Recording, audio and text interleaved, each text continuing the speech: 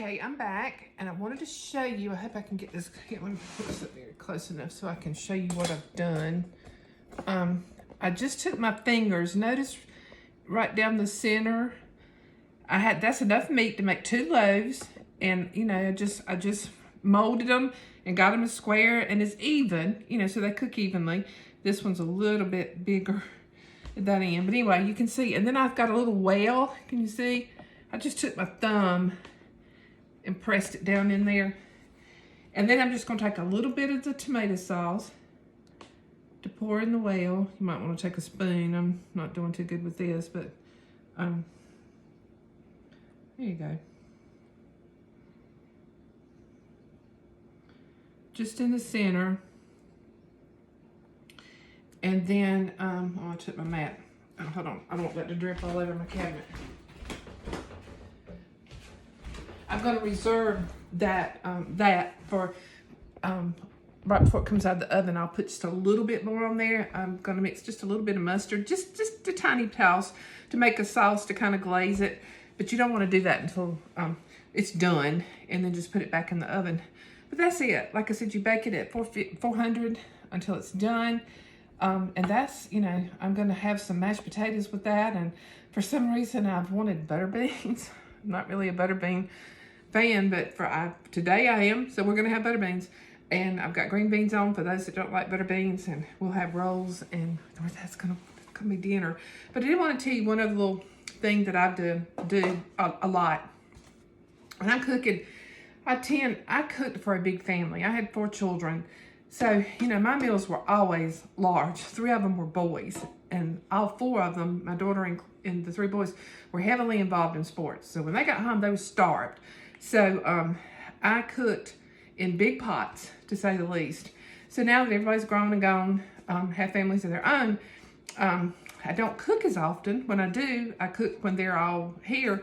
Needless to say, I don't know how to cook small amounts. I just don't. I always cook way more. So what I do is, if it's something that can be frozen, I'll make extra, and I'll put in these little foil pans. I don't know if you have a Roses where you live or not. We have a Roses, and they honestly have these little pans for $1. I keep them. And so I'll make an extra meatloaf, put this in this pan, and freeze it. And I'll have it to take out, to take to somebody that's sick, to take to somebody that's had someone to pass away, or even for us, if I just need something quick, and I'll do it. I've got a friend who has leukemia, and she actually went into the hospital yesterday for the last round of her battle. She will be having a stem cell transplant next week. So she entered the hospital yesterday, and she'll be there for about a month and a half. And then she'll have to go live in a hotel room, or either a suite or an apartment for several weeks before she can come home. But anyway, as I've cooked, I've done meals that I could freeze, and I've got them several freezer meals ready to take to them when they get home, or when they go to their apartment. But that's just I'm sure y'all do these kinds of things. But a little bit of meatloaf left over will go in here to freeze. And then I've got extra. So that's our meatloaf. I'll take a picture of it when it's done so you can kind of see. And you see how easy that was. But I did want to show you, we were talking about the flex. I demonstrated the food processor. But I was just going to show you, I'll show you how easy it is. This is the battery. Just sits on. This is the immersion blender. It just clips on. So there you've got an immersion blender. You hit the unlock, you hit the on. You can see it. And again, you do the minus or the plus for the speed and the intensity that you want. It comes right off. And then if you want to use it for a hand mixer, and I've not done this, I've not used the hand mixer, but I'll show you. See how easy that was? And then it comes with the whisk, the 2 whisk beaters, and then just the regular beaters. I'll just put the regular beaters on. Well, I didn't get them on there, y'all. I'm sorry. But anyway, you see how easy it is. And you just turn the button, flip it on, and, well, I say it won't run.